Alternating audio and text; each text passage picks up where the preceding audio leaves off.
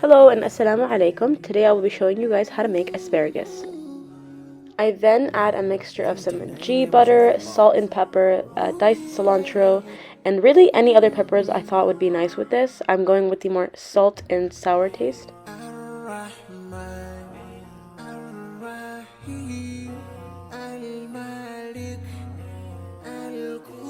I'm using 10 to 15 pieces of asparagus, some peppers and salt you'd like. I have a mixture of salt, pepper, and some keg seasoning, a lime, and 1/3 cup of olive oil, and I'm mixing it all into a pan. Once the asparagus look golden brown like this, it's ready to take out. I usually leave it in for 8 to 12 minutes. Here are a few of my favorite sauces mixed with some ghee butter. This is just some black pepper, some salt, and a few others.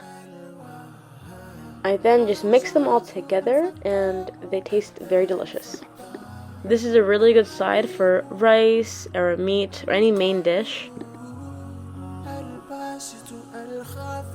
Hi guys, I hope you enjoyed this video. Don't forget to thumbs up, like, and share. Bye.